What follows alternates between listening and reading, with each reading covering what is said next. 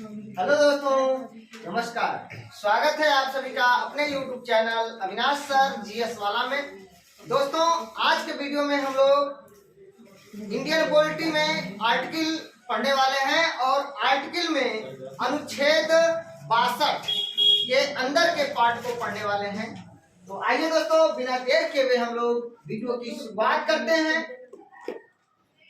अनुच्छेद 62 दोस्तों, अनुच्छेद 62 कहता है कि राष्ट्रपति के खाली पद को भरना। राष्ट्रपति का पद अगर रिक्त हो जाता है तो राष्ट्रपति के खाली पद को भरने की बात अनुच्छेद 62 कहता है। दोस्तों, राष्ट्रपति यदि त्याग पत्र दे दे तो राष्ट्रपति का पद रिक्त हो जाएगा। राष्ट्रपति का डेथ हो जाए तो राष्ट्रपति का पद रिक्त हो जाएगा, या राष्ट्रपति पर महाभियोग प्रक्रिया लगा करके उसको हटा दिया जाए तो राष्ट्रपति का पद रिक्त माना जाएगा। दोस्तों, अगर राष्ट्रपति की तबीयत खराब हो गई, राष्ट्रपति गंभीर बीमारी से लिप्त हो गया, तब भी राष्ट्रपति का पद रिक्त माना जाता है उतने समय के लिए जितने समय तक वो गंभीर हालत में बीमार है और अपने पद धारण करने के कंडीशन में नहीं है, तब तक के लिए वो रिक्त माना जाता है। तो दोस्तों, अनुच्छेद 62 कहता है कि राष्ट्रपति के खाली पद को भरना। दोस्तों, राष्ट्रपति का कार्यकाल 5 वर्षों का होता है, या अनुच्छेद 56 कहता है। अनुच्छेद 56(1) कहता है कि राष्ट्रपति अपने पद ग्रहण करने की तारीख से लेकर के 5 वर्षों का कार्यकाल पूरा करेगा। दोस्तों, यहाँ पे अनुच्छेद 62(1) कह दिया कि जब राष्ट्रपति का कार्यकाल पूरा होने वाला हो तो कार्यकाल पूरा होने से पहले ही निर्वाचन करा लेना आवश्यक है। 5 वर्षों का राष्ट्रपति का कार्यकाल पूरा होने से पहले ही राष्ट्रपति का पद भर जाना चाहिए, अर्थात राष्ट्रपति का चुनाव करा लेना चाहिए, ताकि राष्ट्रपति का पद जिस दिन 5 वर्ष पूरा हो उस दिन जो है दूसरा राष्ट्रपति अपना पद ग्रहण कर सके, शपथ ग्रहण कर सके।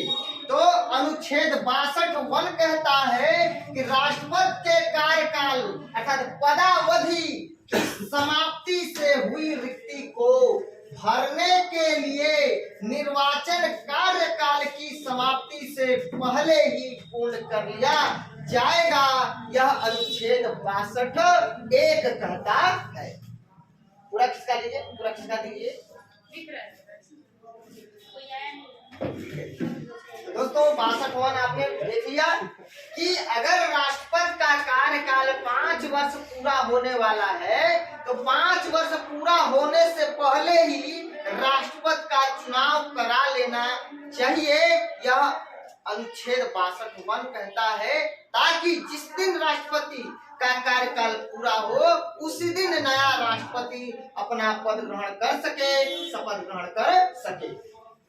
अनुच्छेद 62(2) क्या कहता है? अनुच्छेद 62(2) कहता है राष्ट्रपति की मृत्यु, पद त्याग या पदच्युत यानी उसको पद से हटाए जाए, यानी महाभियोग प्रक्रिया के द्वारा या अन्य कारण से हुई उसके पद में रिक्ति को भरने के लिए निर्वाचन रिक्ति तिथि से 6 माह बीतने से पहले ही किया जाएगा, और रिक्ति को भरने के लिए निर्वाचित व्यक्ति अनुच्छेद 56 के उपबंधों के अधीन रहते हुए अपने पद ग्रहण की तारीख से 5 वर्ष की अवधि तक पद धारण करने का हकदार होगा।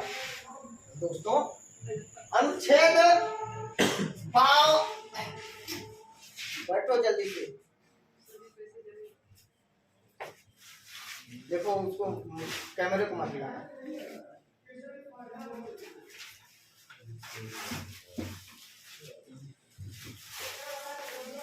अब दोस्तों, अनुच्छेद 62(2) की बात करते हैं। अनुच्छेद 62(2) क्या कहता है कि राष्ट्रपति की मृत्यु, पद त्याग या पदच्युत। पदच्युत का मतलब हो गया उसको पद से हटाया जाना।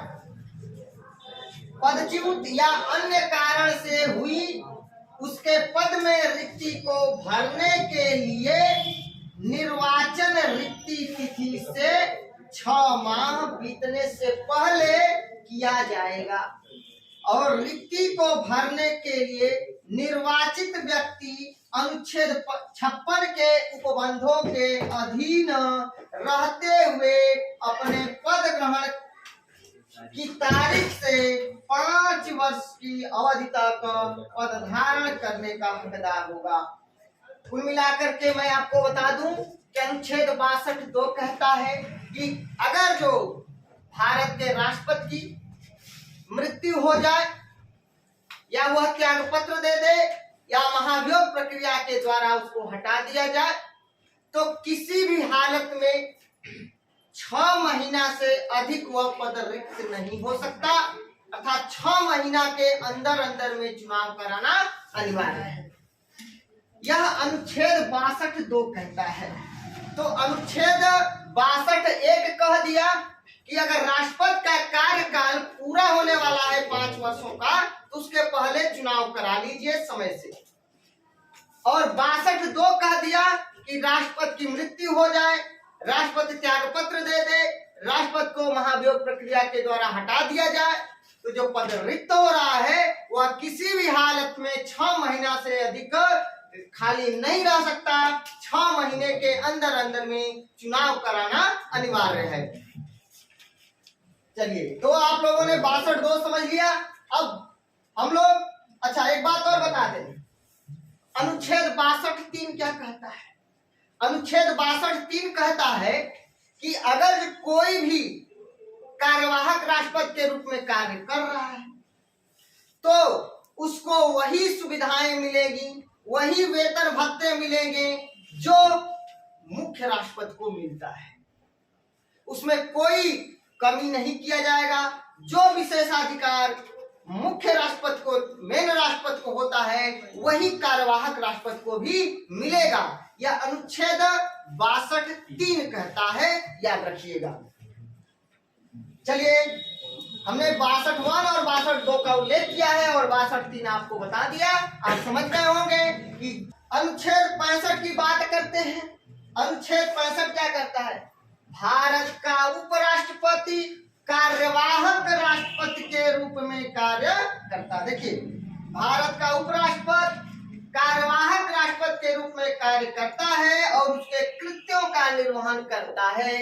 यह अनुच्छेद कौन सा कहता है? 65 कहता है।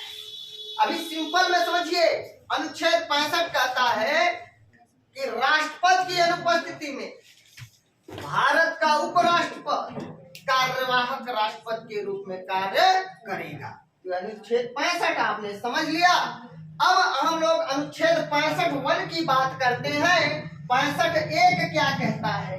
65(1) कहता है यदि राष्ट्रपति की मृत्यु हो जाए, वह पद त्याग कर दे या उसे पदच्युत यानी पद से हटा दिया जाए या अन्य किसी कारण से उसके पद में रिक्ति है तो उस कंडीशन में, उस दशा में भारत का उपराष्ट्रपति कार्यवाहक राष्ट्रपति के रूप में 6 महीने तक कार्य कर सकता है।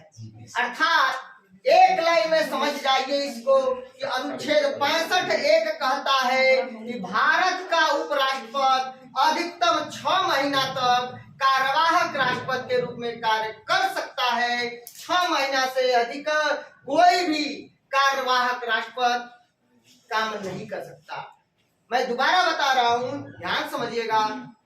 भारत का कोई भी कार्यवाहक राष्ट्रपति 6 महीना से अधिक कार्य नहीं कर सकता। यह अनुच्छेद 65(1) कहता है। 62(2) कहता है 6 महीने के अंदर में चुनाव करा लिया जाए, लेकिन 6 महीना के अंदर में फिर चुनाव जो कराया जाएगा, जो नवनिर्वाचित राष्ट्रपति होगा वह अपने पद ग्रहण करने की तारीख से 5 वर्षों का कार्यकाल पूरा करेगा। इस बात को ध्यान रखिएगा। और 65(1) कह दिया कि भारत का उपराष्ट्रपति कार्यवाहक राष्ट्रपति के रूप में कार्य करेगा 65 कह दिया कि राष्ट्रपति की मृत्यु हो जाए, राष्ट्रपति त्याग पत्र दे दें या राष्ट्रपति को महाभियोग प्रक्रिया के द्वारा हटा दिया जाए, तो जब राष्ट्रपति का पद रिक्त हो तो किसी भी हालत में भारत का उपराष्ट्रपति कार्यवाहक राष्ट्रपति के रूप में 6 महीना से अधिक कार्य नहीं कर सकता। यह अनुच्छेद 65(1) कहता है।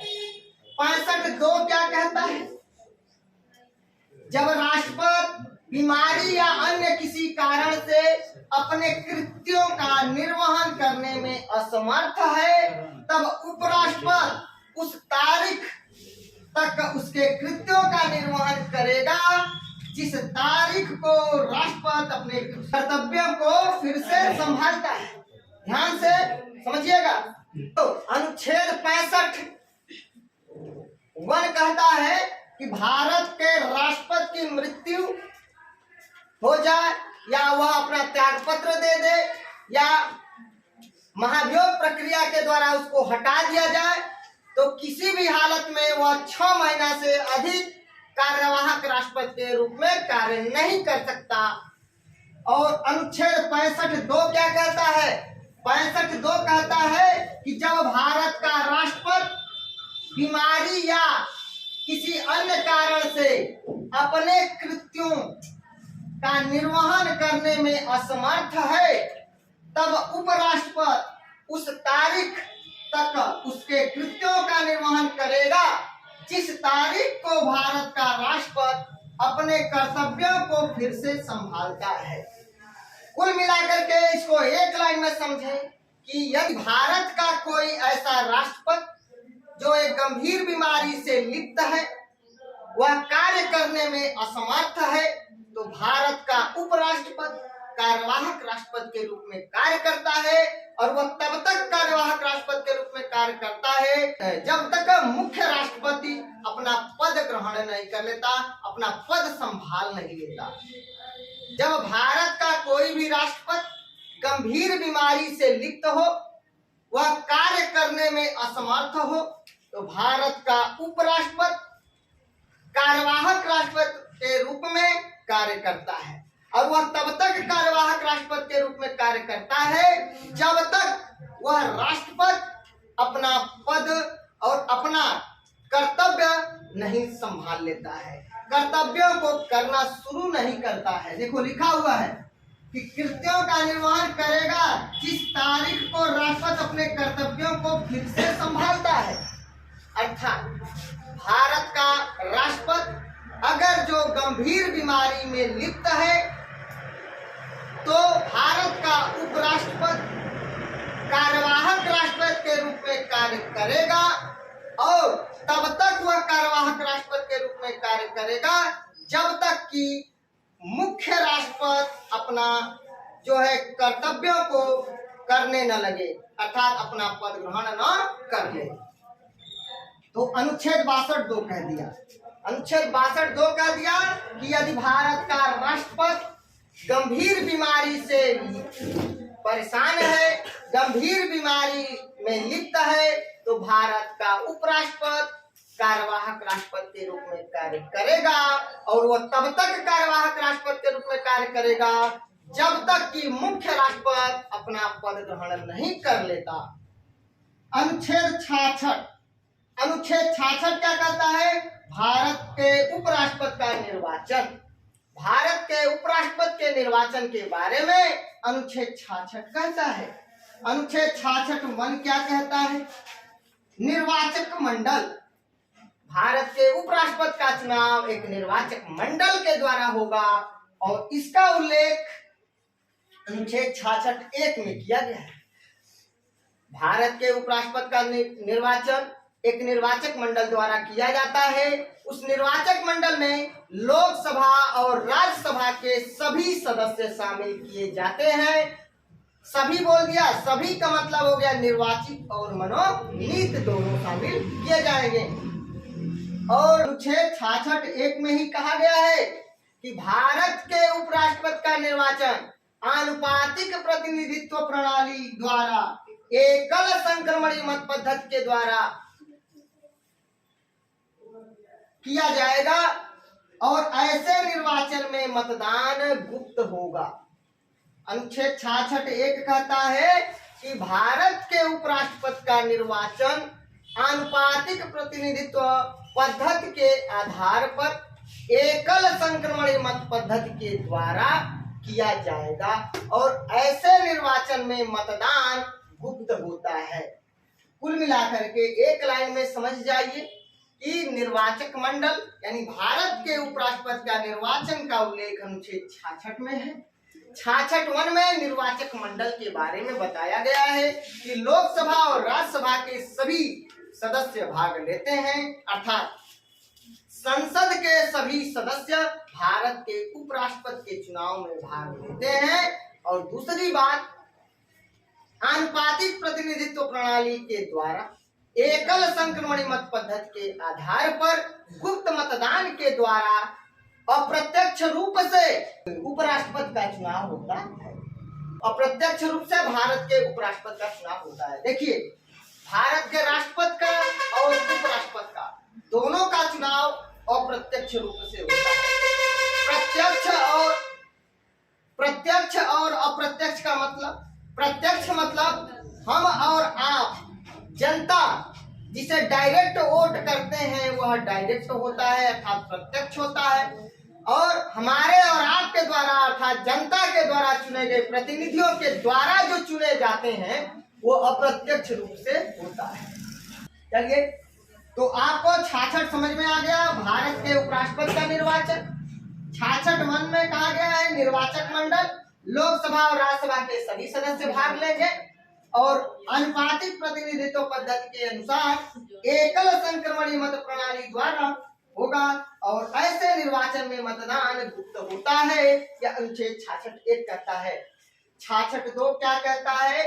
सिंपल लैंग्वेज में समझ लीजिए कि भारत का उपराष्ट्रपति किसी भी सदन का सदस्य नहीं होगा, चाहे लोकसभा हो या राज्यसभा हो, या किसी भी राज्य के विधानमंडल का सदस्य नहीं होगा, चाहे वो विधानसभा हो या विधान परिषद हो।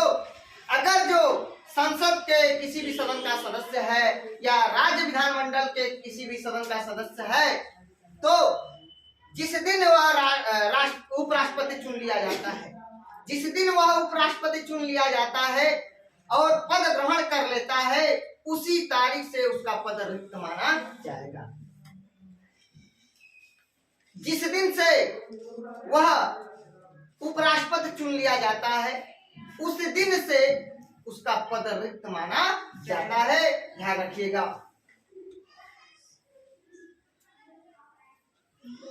मैं दोबारा बता रहा हूं, ध्यान से समझिएगा। अनुच्छेद 66(2) कहता है कि भारत का उपराष्ट्रपति संसद के किसी भी सदन का सदस्य नहीं होगा, चाहे वह लोकसभा हो या राज्यसभा, या किसी भी राज्य के विधानमंडल का वह सदस्य नहीं होगा, चाहे वह विधानसभा हो या विधान परिषद हो, निम्न सदन हो या उच्च सदन हो।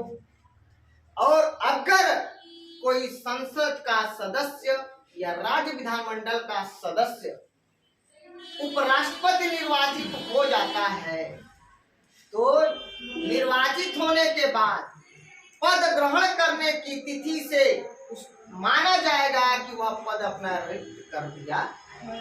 चलिए देखते हैं। 66(2) कह दिया कि भारत का उपराष्ट्रपति संसद के किसी भी सदन का या राज्य के विधानमंडल के किसी भी सदन का सदस्य नहीं होगा, और यदि संसद के किसी सदन का या किसी राज्य के विधानमंडल के किसी सदन का कोई सदस्य उपराष्ट्रपति निर्वाचित हो जाता है तो यह समझा जाएगा कि उसने उस सदन में अपना स्थान उपराष्ट्रपति के रूप में पद ग्रहण करने की तारीख से रिक्त कर दिया है। अर्थात कुल मिलाकर जिस दिन वह उपराष्ट्रपति निर्वाचित हो गया उसके बाद वह किसी भी सदन में उपस्थित नहीं होगा, तो जिस दिन वह निर्वाचित हो गया उसी दिन से पद रिक्त माना जाएगा। ठीक है, तो याद रखिएगा ये अनुच्छेद 66(2) कहता है। अनुच्छेद 66(3) क्या कहता है? उपराष्ट्रपति बनने की योग्यता अर्थात पात्रता। राष्ट्रपति बनने की योग्यता उपराष्ट्रपति बनने की योग्यता अर्थात पात्रता क्या है, यह अनुच्छेद 66(3) कहता है। 66(3) का को क्या कहता है कि वह भारत का नागरिक हो। कोई भी व्यक्ति उपराष्ट्रपति तभी बनेगा जब वह भारत का नागरिक हो। यह अनुच्छेद 66(3) का को कहता है। और 66(3) का ख क्या कहता है कि उसकी उम्र कम से कम 35 वर्ष का है। चलिए 35 वर्ष पूरी कर चुका हो या कम से कम 35 वर्ष हो। 66(3) का गौ क्या कहता है कि राज्यसभा का सदस्य निर्वाचित होने के योग्य है, अर्थात राज्यसभा का सदस्य बनने की योग्यता। राष्ट्रपति बनने के लिए लोकसभा का सदस्य बनने की योग्यता हो, उपराष्ट्रपति बनने के लिए राज्यसभा का सदस्य बनने की योग्यता हो, याद रखिएगा। तो अनुच्छेद 66(3) कह दिया उपराष्ट्रपति बनने की योग्यता। 66(3) का क कह दिया वो भारत का नागरिक हो। 66(3) का ख कह दिया कि उसकी उम्र कम से कम 35 वर्ष हो। और 66(3) का ग कह दिया कि भारत का उपराष्ट्रपति वही बन सकता है जिसमें राज्यसभा का सदस्य बनने की योग्यता हो। 66(4) क्या कहता है कि कोई भी व्यक्ति जो भारत सरकार या राज्य सरकार के अधीन सरकारी सेवा में हो वह भारत का उपराष्ट्रपति नहीं बन सकता, अर्थात सरकारी लाभ के पद पर न हो। जो सरकारी लाभ के पद पर होगा वह भारत का उपराष्ट्रपति का चुनाव नहीं लड़ सकता, भारत का उपराष्ट्रपति नहीं बन सकता। यह अनुच्छेद 66(4) कहता है। तो बहुत ही अच्छे से बहुत ही बारीकी से आपको समझ में आ गया होगा। अगर आप लोग स्क्रीनशॉट लेना चाहें तो स्क्रीनशॉट ले सकते हैं।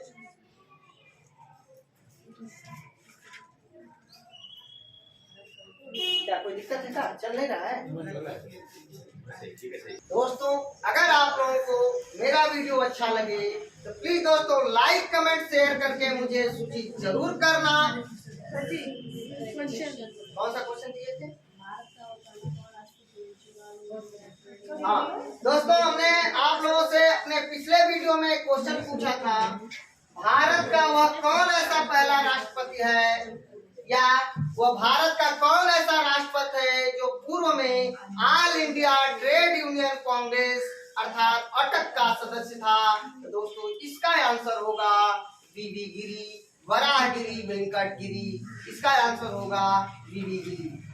दोस्तों आज का हमारा क्वेश्चन रहेगा भारत के प्रथम दार्शनिक राष्ट्रपति कौन थे? भारत के प्रथम दार्शनिक राष्ट्रपति कौन थे? इसका आंसर आप लोग मुझे कमेंट बॉक्स में देंगे। जो आंसर देगा उसका नाम लिया जाएगा नेक्स्ट वीडियो में। तब तक के लिए दोस्तों अगर मेरा वीडियो आप लोगों को अच्छा लगे तो प्लीज दोस्तों लाइक कमेंट शेयर करके मुझे सूचित जरूर करना।